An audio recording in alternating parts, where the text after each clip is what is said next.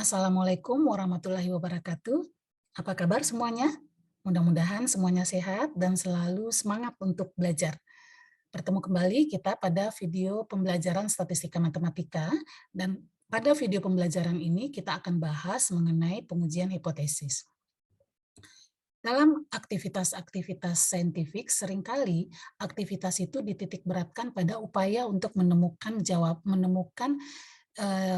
menemukan jawaban bagi pertanyaan-pertanyaan yang terkait dengan validitas suatu teori ataupun suatu pernyataan tertentu. Sebagai contoh, misalkan ketika satu obat baru dikeluarkan gitu ya, diproduksi, yang menjadi pertanyaan bisa jadi adalah apakah obat baru ini memang efektif dalam menyembuhkan suatu jenis penyakit tertentu. Atau kalau misalkan sudah diterima dengan luas bahwa harapan hidup penduduk di suatu daerah tertentu adalah 67 tahun misalkan seperti itu. Nah, untuk kondisi sekarang apakah usia harapan hidup tersebut masih sama atau tidak sama dengan 67 tahun? Jadi, untuk menemukan jawaban-jawaban tersebut biasanya yang dilakukan adalah dilakukan sebuah eksperimen atau pengambilan sampel dari populasi, kemudian berdasarkan data eksperimen tersebut dilakukan sebuah pengujian yang dinamakan sebagai pengujian hipotesis. Suatu pengujian hipotesis adalah sebuah prosedur yang dilakukan untuk menarik kesimpulan mengenai kebenaran atau ketidakbenaran suatu hipotesis berdasarkan bukti-bukti yang didapat dari sebuah eksperimen. Jadi kalau merujuk ke definisi ini, maka ketika dilakukan pengujian hipotesis, yang pasti harus ada hipotesis yang akan diuji terlebih dahulu. Pengujian itu didasarkan pada hasil suatu eksperimen atau pengambilan sampel yang dilakukan terhadap populasi. Nah, sebagai contoh misalkan seperti ini, misalkan ada sebuah teori, teori itu sudah diterima dengan luas sampai saat ini. Namun ada beberapa orang yang meragukan kebenaran teori tersebut. Dilakukannya lah eksperimen. Nah, jika hasil eksperimen itu ternyata tidak konsisten dengan hipotesis atau teori tersebut, maka bisa dikatakan teori itu bisa diragukan validitasnya. Dalam suatu pengujian hipotesis, kesimpulan yang diambil adalah apakah pernyataan yang dihipotesiskan tersebut dapat diterima atau tidak. Secara umum, hasil pengujian hipotesis itu bisa benar. Ya, artinya kita bisa saja bisa benar, bisa salah. Jadi artinya ketika kita memutuskan untuk menerima hipotesis atau tidak menerima hipotesis tersebut, bisa jadi keputusan yang diambil itu salah, seharusnya diterima padahal sebenarnya hipotesis tersebut salah gitu, atau ditolak hipotesisnya padahal seharusnya hipotesis itu benar gitu. Nah, kenapa seperti itu? Jadi ada kemungkinan salah gitu ya. Kenapa seperti itu? Karena pengujian hipotesis itu biasanya dilakukan hanya dari satu kali pengambilan sampel saja. Ya, sementara kita tahu bahwa dari suatu populasi itu mungkin diambil banyak sekali sampel acak yang bisa diambil gitu. Sementara keputusan mengenai kebenaran atau ketidakbenaran hipotesis itu juga didasarkan pada hasil eksperimen. Nah, karena hasil eksperimennya sendiri bersifat acak, bisa salah, maka keputusan mengenai ketidakbenaran atau kebenaran dari hipotesis tersebut juga mengandung error di situ. Namun, meskipun jadi bisa dikatakan bahwa, terdapat peluang untuk terjadinya kesalahan dalam pengambilan keputusan dalam suatu prosedur pengujian hipotesis.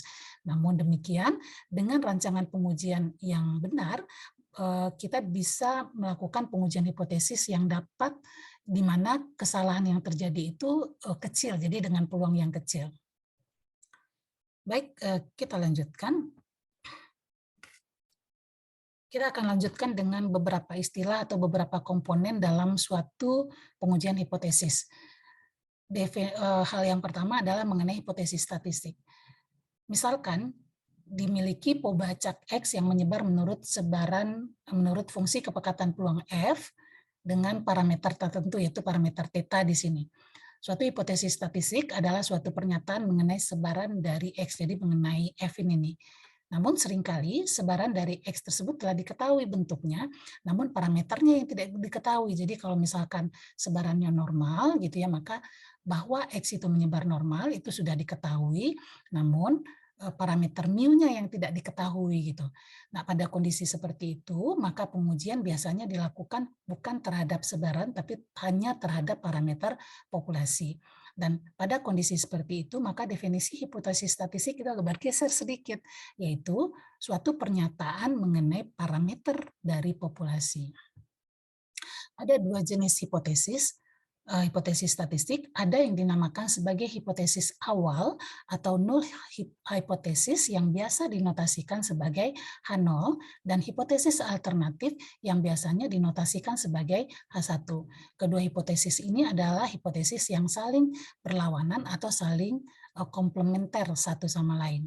Sebagai contoh misalkan seperti ini, misalkan theta itu adalah parameter populasi yang akan diuji.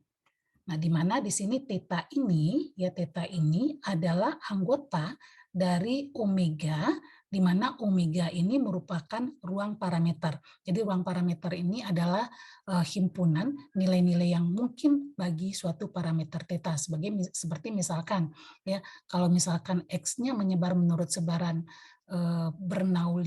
Bernoulli theta, maka theta ini adalah anggota dari selang dari 0 sampai 1. Nah, yang 0 sampai 1 inilah yang merupakan ruang parameter untuk suatu theta yang merupakan parameter dari suatu Paubaczak Bernoulli. Ya. Atau kalau misalkan X-nya menyebar menurut sebaran normal, ya mu, anggaplah di sini 1, maka mu ini adalah anggota dari ruang parameter yang merupakan himpunan nilai dari minus tak hingga sampai tak hingga. Ya. Nah, jadi misalkan sekarang dimiliki theta yang merupakan parameter populasi dan theta itu ada di dalam ruang parameter omega. Kemudian didefinisikan omega 0 itu adalah subset dari omega, dan omega 0 komplement itu adalah komplement dari omega 0 yang bisa diperoleh dari selisih antara omega antara ruang parameter dengan omega 0. Dalam suatu pengujian hipotesis, pernyataan hipotesis itu secara umum dinyatakan dengan cara seperti ini. Jadi H0 theta elemen dari omega 0 dan H1 theta elemen dari omega 0 komplement. Nah, ini adalah dua contoh hipotesis statistik. Contoh yang pertama, H0 theta sama dengan 0,5 dan H1-nya theta sama dengan 0,6. Jadi kalau pada kasus ini maka parameter yang akan diuji itu adalah parameter theta di sini. Kemudian contoh yang kedua H0 mu kurang atau sama daripada 0,5 dan H0-nya mu lebih daripada 0,5.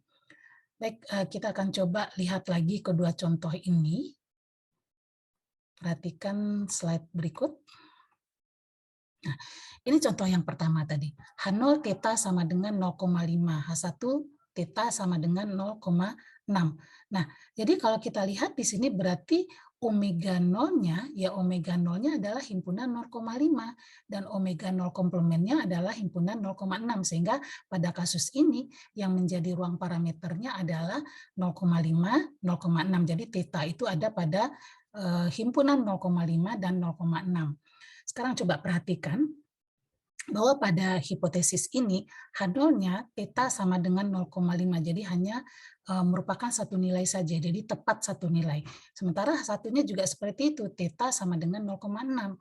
Jadi kalau kita lihat bahwa theta itu hanya mengambil nilai tepat di satu nilai saja, baik pada H0 maupun pada H1. Nah, hipotesis yang dinyatakan dengan cara seperti itu dinamakan sebagai hipotesis sederhana. Pada kasus yang kedua, H0-nya dinyatakan sebagai mu kurang atau sama daripada 0,5 dan H1-nya mu lebih daripada 0,5. Jadi kalau kita lihat di sini yang menjadi omega 0-nya di sini adalah omega, ya. Jadi di sini omega sama dengan himpunan dari minus tak hingga sampai 0,5. Itu untuk omega 0, dan komplementnya adalah dari 0,5 sampai tak hingga, sehingga dari sini bisa kita lihat bahwa yang menjadi ruang parameternya adalah dari min tak hingga sampai tak hingga. Jadi ruang parameternya adalah himpunan seluruh bilangan real, himpunan bilangan real. Dan jadi dapat mengambil sembarang nilai real.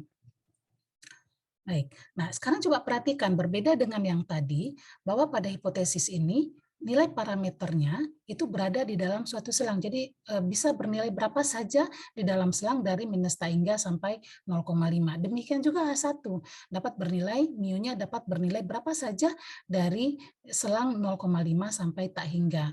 Nah, hipotesis yang dinyatakan dengan cara seperti ini dinamakan sebagai hipotesis majemuk. Nah, oke, nah itu yang pertama. Kemudian ada lagi yang dinamakan sebagai prosedur pengujian hipotesis. Prosedur pengujian hipotesis tersebut merupakan sejumlah aturan untuk menentukan pada nilai-nilai sampel berapa kita bisa memutuskan untuk menerima bahwa H0 tersebut benar, dan pada nilai-nilai sampel berapa kita bisa memutuskan untuk menolak bahwa H0 benar dan menerima bahwa H1 benar. Jadi seperti yang tadi sudah disebutkan, bahwa ketika kita melakukan pengujian hipotesis, ada percobaan yang dilakukan. Ya, ada percobaan yang dilakukan. Nah, hasil dari percobaan, himpunan semua hasil dari sebuah percobaan, seperti yang sama-sama kita ketahui, kita namakan sebagai ruang sampel. Ya, jadi ruang sampel ini adalah himpunan hasil semua percobaan. Jadi kira-kira bisa kita katakan seperti ini. Jadi kalau kita punya sampel acak, maka ruang sampel itu adalah himpunan X1, X2, dan seterusnya sampai Xn, di mana di sini yang menjadi Xi ini adalah apa ya, misalkan di sini tinggi gitu, tinggi anak ke I gitu ya, misalkan seperti itu. Nah, jadi ini maksudnya di sini ini adalah hasil dari suatu percobaan tersebut gitu. Nah, dalam pengujian hipotesis, ruang sampel itu disekat menjadi dua daerah. Yang pertama dinamakan sebagai daerah kritis atau daerah penolakan, yang satu lagi dinamakan sebagai daerah penerimaan. Daerah kritis dinotasikan sebagai C dan daerah penerimaan dinotasikan sebagai S selisih antara S dengan C. Daerah kritis itu terkait dengan penolakan H0, di mana jika nilai sampel, jadi nilai sampel berada pada daerah ini, maka H0 akan ditolak. Nah, sebaliknya, daerah penerimaan terkait dengan penerimaan H0. Jika nilai sampel berada pada daerah penerimaan ini, maka H0 akan diterima atau tidak ditolak. Nah, di sini nilai sampel biasanya dinyatakan melalui suatu besaran yang dinamakan sebagai statistik uji. Jadi kita tidak langsung merujuk ke X1 sampai Xn ini untuk menyatakan daerah kritis, tapi dari suatu nilai yang dinamakan sebagai nilai statistik uji. Nah, biasanya statistik uji ini merupakan fungsi dari statistik cukup. Jadi ingat ya, ini statistik uji, fungsi merupakan fungsi dari statistik cukup, sementara statistik sendiri merupakan fungsi dari nilai-nilai Pobacak tersebut. Ya, jadi kira-kira seperti itu. Nah, sekarang kita lanjutkan. Dalam suatu pengujian hipotesis, sebagaimana yang tadi sudah disebutkan, selalu terdapat kesalahan dalam mengambil kesimpulan, dalam mengambil keputusan dalam pengujian hipotesis tersebut. Nah, ini diperlihatkan pada tabel berikut. Di sini adalah keadaan yang sebenarnya. Keadaan yang sebenarnya itu H0 bisa jadi benar, namun H0 juga bisa salah gitu. Nah, pada saat kita melakukan pengujian hipotesis, keputusan yang diambil adalah kita terima H0, artinya kita menyatakan bahwa H0 tersebut benar, atau kita tolak H0, berarti kita menyatakan bahwa H0 tersebut salah. Kalau seandainya H0-nya benar, namun kalau H0-nya benar, tapi kita terima, jadi kita menerima H0 yang benar gitu. Nah, maka keputusan yang kita ambil itu adalah keputusan yang benar. Demikian juga kalau kita menolak H0 yang salah. Jadi itu adalah keputusan yang benar. Kesalahan akan terjadi ketika kita menolak H0. Kalau kita tolak H0 berarti kita katakan H0-nya salah. Padahal sebenarnya H0-nya benar. Nah, kesalahan seperti itu kita namakan sebagai salah jenis pertama. Kesalahan kedua yang mungkin terjadi dalam suatu prosedur pengujian hipotesis adalah salah jenis kedua yang ditemukan ketika menerima H0. Yang menerima H0 kan berarti kita menyatakan H0-nya benar kan, padahal H0-nya salah. Nah, ini kita namakan sebagai salah jenis 2. Jadi itu dua jenis kesalahan yang mungkin ditemukan dalam suatu prosedur pengujian hipotesis. Kembali lagi, Salah jenis pertama adalah kesalahan akibat menolak H0 padahal H0-nya benar. Peluang kita melakukan salah jenis pertama atau ini peluang menolak H0 padahal H0-nya benar biasanya dinotasikan sebagai alfa dan diistilahkan sebagai taraf nyata pengujian. Biasanya dalam suatu prosedur pengujian hipotesis alfa ini ditetapkan oleh peneliti. Jadi kalau misalkan biasanya kecil nih ya, biasanya kecil karena jadi kalau kita ambil, misalkan diambil bahwa alfa itu sama dengan 0,05, artinya peneliti itu hanya mau menanggung kesalahan jenis pertama ini sebesar dengan peluang sebesar 0,05 gitu ya. Nah, kesalahan jenis kedua adalah kesalahan akibat menerima H0, padahal H0 tersebut salah. Peluang melakukan kesalahan jenis kedua tersebut adalah peluang menerima H0, padahal H0 salah, biasa dinotasikan sebagai beta. Namun beta ini tidak ditetapkan dalam suatu prosedur pengujian hipotesis. Selanjutnya terkait dengan beta ini, dikenal juga suatu istilah yang dinamakan sebagai kuasa uji, di mana kuasa uji itu dapat dihitung dari 1 dikurangkan dengan beta. Baik, dilanjutkan. Ini ada satu catatan. Bila ukuran sampel diperbesar, maka alfa dan beta akan turun. Alfa beta tadi kan peluang kita melakukan kesalahan ya. Jadi artinya jika diinginkan kesalahan jenis pertama dan kesalahan jenis kedua terjadi dengan peluang yang kecil, maka kita bisa memperbesar ukuran sampelnya. Namun untuk N yang tetap, ada hubungan bahwa jika alfa turun, maka betanya akan naik. Dan bila alfanya naik, maka betanya akan turun.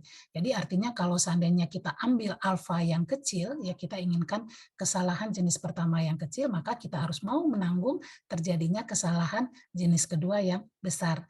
Atau kalau kita ingin mengambil alfa yang besar, maka kita bisa mendapatkan kesalahan jenis kedua dengan peluang yang kecil. Namun perlu diingat di sini ya bahwa ini bukan berarti bahwa alfa tambah beta itu sama dengan 1, tidak sama ya.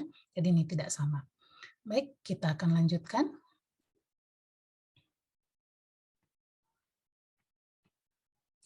Sebagai ilustrasi, misalkan diketahui jika suatu mineral ada pada suatu reaksi kimia, maka rata-rata jumlah endapan yang dihasilkan adalah 11 mg dan 10 mg jika mineral tersebut tidak ada. Jadi maksudnya di sini dalam suatu reaksi kimia, ada atau tidaknya mineral dihasilkannya mineral jenis tertentu itu dapat diketahui dari jumlah rata-rata endapan yang dihasilkan.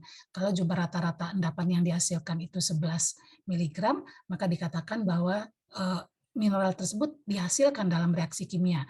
Dan sebaliknya, kalau rata-rata endapannya adalah 10 mg, maka dikatakan bahwa mineral tersebut tidak dihasilkan dalam reaksi kimia tersebut.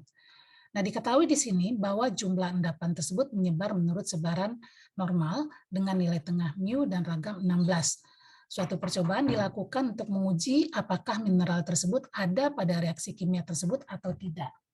Jadi kalau sebenarnya akan diuji apa sih sebenarnya ini? Yang akan diuji adalah apakah mineral tersebut ada atau tidak. Itu sebetulnya awalnya yang mau diuji. Jadi di sini bahwa mineral ada, kalau di sini bahwa mineral tidak ada, dan bahwa mineral tersebut ada dalam suatu proses reaksi kimia tersebut. Nah, hanya saja seperti tadi yang dikatakan, bahwa mineral tidak ada adalah jika rata-rata endapannya adalah 10 mg. Makanya di sini dinyatakan hipotesisnya sebagai mu sama dengan 10. Dan tidak ada dan ada kalau rata-rata endapan jumlah endapannya adalah 11 mg. Nah, makanya di sini dikatakan mu-nya sama dengan 11. Kenapa bukan ini yang kita nyatakan sebagai hipotesis awal? Jadi kenapa bukan ini gitu ya? Nah, karena seperti definisi kita sebelumnya, bahwa yang namanya hipotesis statistik itu adalah hipotesis mengenai parameter populasi. Sehingga dalam suatu pengujian hipotesis statistiknya tidak dinyatakan dengan cara yang pertama ini, tapi dinyatakan dalam parameter populasi. Kemudian selanjutnya, untuk menguji hipotesis tersebut dilakukan pengambilan sampel acak berukuran 25. Jadi artinya dilakukan percobaan sebanyak 25 kali, kemudian dihitung rata-ratanya, rata-rata endapan, sehingga dihasilkan peubah nilai dari 25 peubah, ya, nilai dari 25 peubah, di mana peubah pertama ini adalah peubah X1. Peubah X1 ini adalah banyaknya endapan pada percobaan yang pertama, kemudian X dan seterusnya lah ya sampai X25, ini adalah banyaknya endapan di sini pada percobaan yang ke-25. Nah, pada percobaan yang pertama kita dapatkan nilai dari X1 itu sebesar X1 dan seterusnya. Pada percobaan ke-25 didapatkan nilai endapan itu adalah sebesar X25. Nah, misalkan sekarang kriteria pengambilan keputusan adalah seperti ini. H0 akan ditolak jika X rata-ratanya besar atau sama daripada C. Ya, sehingga pada kondisi seperti ini, maka yang menjadi daerah penolakannya adalah himpunan setiap X1, X2, sampai X25, di mana ya rata-rata dari 25 nilai ini lebih besar daripada C. Jadi artinya kalau X1, X2 sampai X25 ini ada pada C, maka H0-nya ditolak. Dan sebaliknya, daerah penerimaan adalah daerah yang dinotasikan sebagai S kurang C, ya. Ini adalah himpunan setiap X1, X2 sampai X25 di mana X rata-rata kurang daripada C. Jadi ketika X rata-ratanya kurang daripada C, maka H0-nya ditolak. Selanjutnya kita lihat apa itu alfa pada kasus ini. Alfa seperti tadi yang sudah dikatakan adalah peluang kita menolak H0 padahal H0-nya benar. Kapan kita tolak H0? Kita akan tolak H0 ketika X rata-ratanya besar atau sama daripada C. Sebagaimana yang dinyatakan di sini tadi gitu ya. Dan kapan H0-nya benar? H0 benar adalah ketika mu-nya sama dengan 10. Jadi alfa itu dapat kita katakan peluang X rata-rata lebih atau sama daripada C jika diketahui mu-nya sama dengan 10. Itu untuk peluang galat jenis pertama. Untuk peluang galat jenis kedua, kita notasikan sebagai beta. Beta itu adalah peluang kita menerima H0, padahal H0-nya salah. Terima H0 kapan? Tolak H0 pada saat X rata-rata lebih atau sama daripada C. Berarti tolak H0 adalah ketika X rata-rata kurang dari, kalau tadi lebih sama ya, kalau sekarang terima H0 pada saat rata-ratanya kurang daripada C. Kemudian H0 salah. H0 salah kapan? H0 salah berarti bukan 10 mu-nya tapi 11 gitu. Jadi H0 salah berarti mu-nya sama dengan 11. Sehingga peluang galat jenis kedua atau beta itu adalah peluang X rata-rata kurang daripada C jika diketahui mu-nya sama dengan 11. Baik, untuk lebih jelasnya perhatikan gambar berikut. Baik, ini sama saja sebetulnya sama slide sebelumnya ya. Hanya saja di sini diilustrasikan dengan menggunakan gambar. Jadi tadi dikatakan bahwa alfa itu adalah peluang kita melakukan penolakan H0, padahal H0-nya sebenarnya benar gitu ya. Atau alfa itu adalah peluang X rata-rata lebih atau sama daripada C jika diketahui mu-nya sama dengan 10. Sementara itu beta adalah peluang menerima H0 padahal H0-nya salah atau merupakan peluang X rata-rata kurang daripada C diketahui bahwa mu-nya sama dengan 11. Jadi kalau kita lihat untuk alfa dan beta kita sama-sama berhubungan dengan sebaran dari X rata-rata gitu. Jadi untuk mendapatkan alfa ini yang kita cari adalah peluang dari X rata-rata. Berarti kita harus tahu terlebih dahulu apa sebaran dari X rata-rata tersebut. Nah, sekarang coba perhatikan. Tadi dikatakan bahwa XI atau jumlah endapan tersebut menyebar menurut sebaran normal dengan nilai tengah di sini mu, ragamnya adalah 16. Ya, ragamnya adalah 16. Nah, dengan kenyataan seperti ini, maka di sini X rata-rata yang merupakan kombinasi linear dari XI ini akan menyebar menurut sebaran normal dengan nilai tengahnya adalah mu dan ragamnya adalah 16 di sini dengan N sama dengan 25 gitu ya. Jadi 16 dibagi dengan ukuran sampel atau ukuran banyaknya sampel acaknya yaitu sebanyak 25. Jadi X rata-rata akan menyebar menurut sebaran normal dengan nilai tengah mu ragamnya adalah 16/25 dan itu baik untuk alfa dan untuk beta di sini. Jadi ada dua sebaran di sini. Ada dua sebaran X rata-rata, yaitu sebaran X rata-rata yang menyebar normal, mu-nya adalah 10, dan X rata-rata yang menyebar normal juga, mu-nya adalah 11.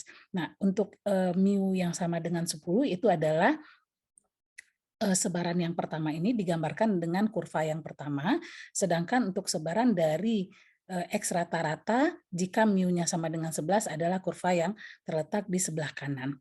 Oke, nah sekarang kita mulai dengan alfa. Alfa itu adalah peluang X rata-rata lebih atau sama daripada C dengan diketahui bahwa mu-nya sama dengan 10. Jadi sebaran yang menjadi perhatian kita adalah sebaran yang ada di sebelah kiri. Jadi abaikan terlebih dahulu sebaran yang ada di sebelah kanan ini tadi. Nah, alfa adalah peluang X rata-rata lebih atau sama daripada C. Jadi kalau kita lihat yang ada di sumbu horizontal ini semuanya adalah nilai X rata-rata dan X rata-rata lebih daripada C ini adalah nilai C-nya adalah nilai yang ada di sebelah kanan C ini tadi. Ya. Kemudian peluang. Alfa adalah peluang. Kita tahu untuk suatu Pobacak yang kontinu termasuk Pobacak normal di sini, maka peluang itu dapat kita cari dari luas daerah di bawah kurva. Jadi berarti di sini di bawah kurva yang pertama untuk X rata-rata yang lebih daripada C. Jadi kalau kita lihat inilah daerahnya gitu. Jadi luas daerah di bawah kurva yang pertama untuk X rata-rata yang lebih daripada C ini daerahnya. Nah, ini yang kita maksud dengan peluang galat jenis pertama atau salah jenis pertama tadi yang tadi kita notasikan sebagai alfa. Itu alfa. Nah, sekarang beta apa? Beta adalah peluang X rata-rata kurang daripada C diketahui bahwa mu-nya sama dengan 11 gitu. Nah, berarti untuk mendapatkan beta ini ya untuk mendapatkan beta ini yang kita cari adalah yang jadi perhatian kita adalah sebaran yang kedua ini yaitu sebaran dengan mu sama dengan 11. Jadi kita abaikan juga dulu sebaran yang pertama ini. Nah, sekarang coba kita lihat. Akan terima H0 kalau X rata-ratanya kurang daripada C. Kurang daripada C kan di sini ya. Nah, untuk nilai-nilai yang di sini X rata-rata kurang daripada C. Nah, kemudian peluang, jadi yang kita perhatikan yang ini ya. Kemudian peluang X rata-rata kurang daripada C diketahui mu-nya sama dengan 11. Artinya apa? Artinya di sini beta ini sama dengan luas daerah di bawah kurva yang kedua untuk X rata-rata kurang daripada C yang kalau kita lihat kira-kira ini dia jadinya. Ya, ini. Daerah yang di sini.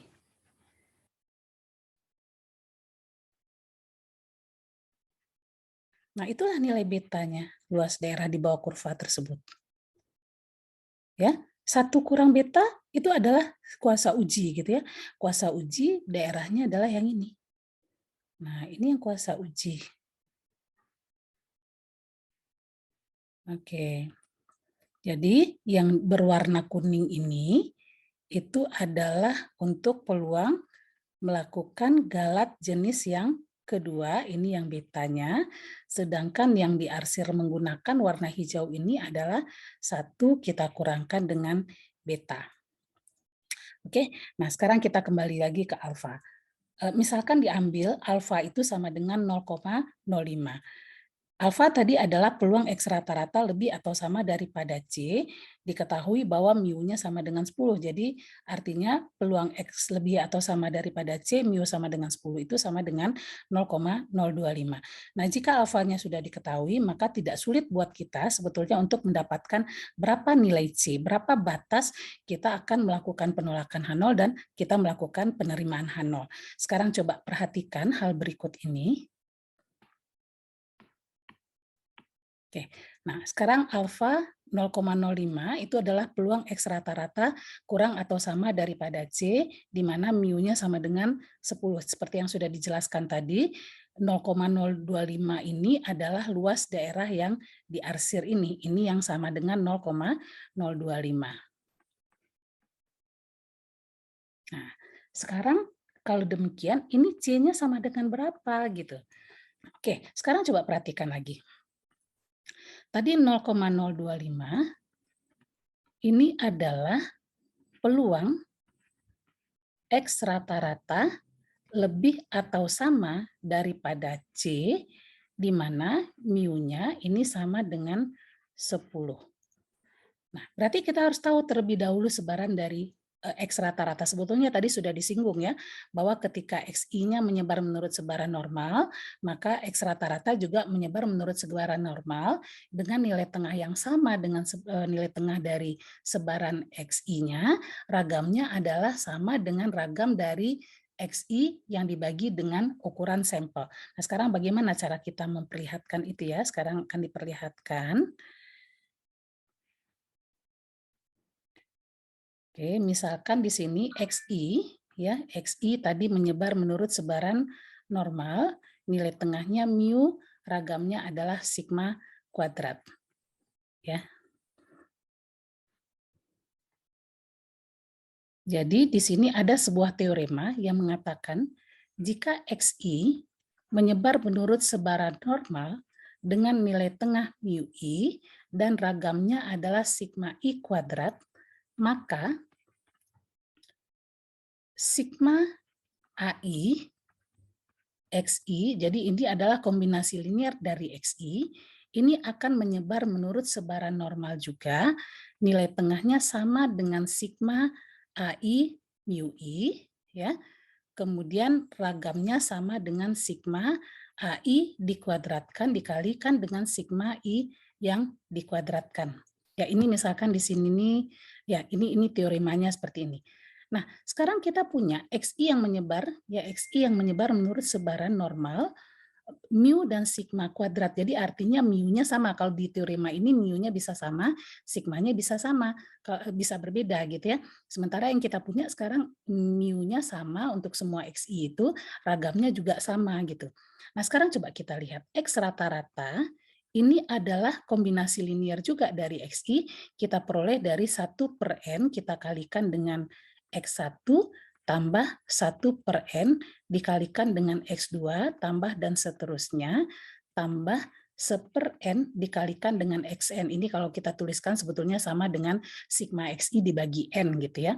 Nah, berarti bisa kita lihat bahwa X rata-rata ini merupakan kombinasi linear dari XI, di mana AI-nya di sini sama nilainya semuanya sama, yaitu sebesar 1/n.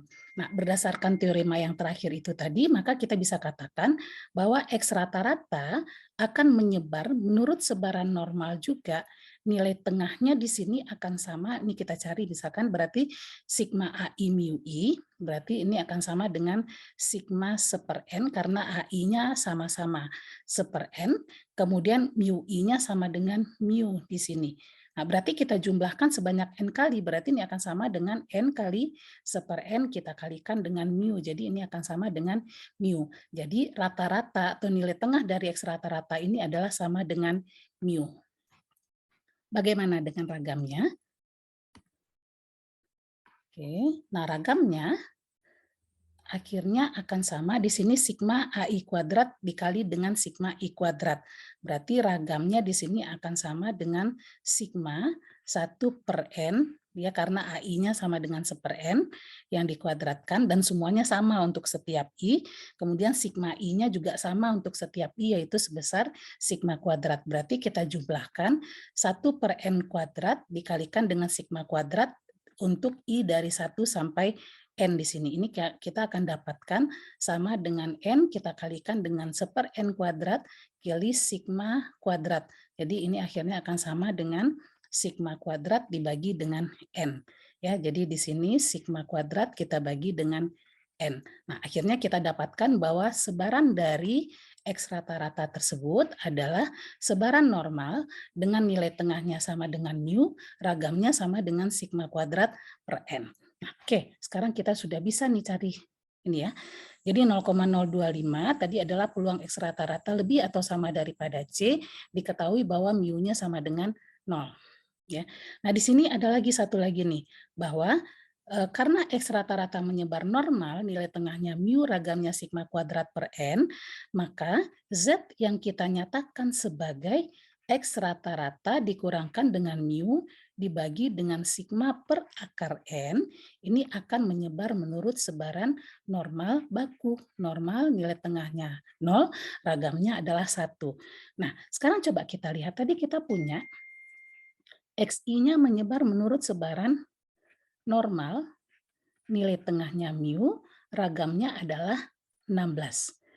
N di sini sama dengan 25, berarti dari dua hal ini kita bisa katakan bahwa X rata-rata menyebar menurut sebaran normal, nilai tengahnya adalah mu, ragamnya adalah 16 per 25. Nah, berarti dari sini kita bisa dapatkan 0,025 ini adalah peluang, ya peluang, kita jadikan ini sebagai Z. Jadi kita kurangkan X rata-ratanya dengan mu, kita bagi dengan 16 akar dari 16 per 25 berarti 4 per 5, ya 4 per 5, lebih besar atau sama daripada C, kita kurangkan dengan mu, dibagi dengan 4 per 5, diketahui bahwa mu-nya sama dengan 10, nah inilah nilainya yang 0,025. Sekarang ini kita jadikan ini peluang, ini menjadi Z saja ya, lebih atau sama dari C, mu-nya sama dengan 10, berarti kita kurangkan dengan 10 dibagi dengan 4 per 5, itu yang 0,025. Nah sekarang coba kita sederhanakan ini menjadi C bintang saja ya, berarti ini akan sama dengan peluang Z besar atau sama dari C bintang, di mana C bintang itu ya C bintang itu adalah sama dengan C dikurangkan dengan 10 dibagi dengan 4 per 5. Nah, kalau dicari di tabel ya atau kita selesaikan betul ya. Jadi ya, kita akan dapatkan peluang Z lebih atau sama daripada C bintang ini sama dengan 1 kita kurangkan dengan peluang Z kurang daripada C bintang. Jadi dengan kata lain kita bisa dapatkan bahwa peluang Z kurang dari C bintang ini sama dengan 0,975. Kalau kita lihat di tabel normal kita dapatkan C bintangnya sama dengan 1,96. Nah tadi kita tahu bahwa C bintang ini adalah C dikurangkan dengan 10 dibagi dengan 4 per 5. Ya, dengan demikian, maka C ini akan sama dengan 10 ditambahkan dengan 4 per 5 dikalikan dengan C bintang. Kalau kita cari, kita akan dapatkan 10 ditambah 4 per 5 dikalikan dengan 1,96 sama dengan, ini kalau dicari sama dengan 11,568. Nah, jadi bisa disimpulkan bahwa kita akan tolak H0. Kita selipkan di sini saja ya. Jadi di sini kita simpulkan kita tolak H0, maaf, tolak H0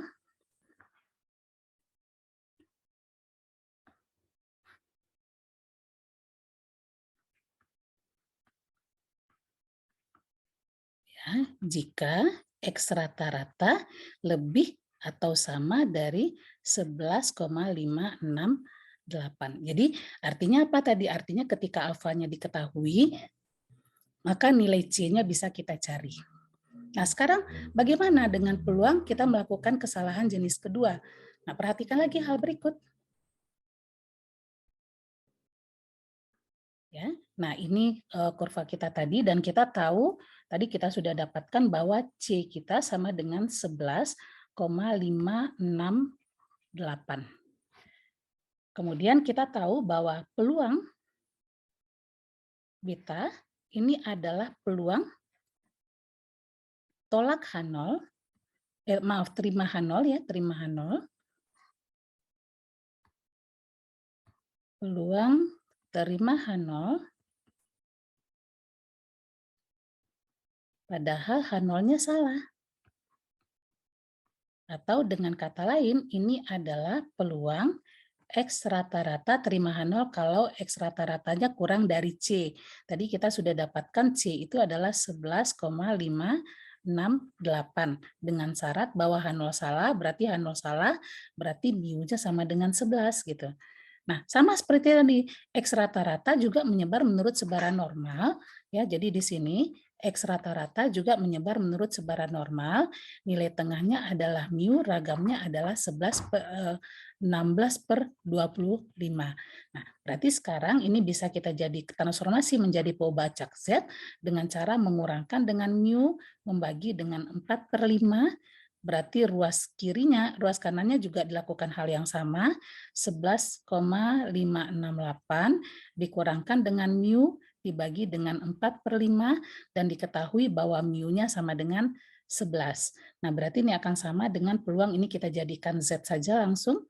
Kemudian ruas kanannya kita gantikan mu-nya dengan 11, berarti kita akan dapatkan 11,568 dikurangkan dengan 11 dibagi dengan 4/5. Yang kalau kita cari, ini akan sama dengan peluang Z kurang daripada 0,71. Dicari di tabel, nilai peluang ini adalah sebesar 0,761. Ya, 761. Itu nilai betanya. Jadi peluang kita menerima H0 padahal H0-nya salah, itu adalah sebesar 0,761. Kuasa ujinya berapa? Kuasa ujinya itu adalah sebesar 1 dikurangkan dengan beta, berarti sama dengan 1 kurang 0,761, berarti sama dengan 0,239. Nah, inilah nilai kuasa ujinya. Baik, demikian pembahasan kita, perkenalan kita terhadap pengujian hipotesis. Mudah-mudahan video pembelajaran ini bermanfaat dan selamat belajar.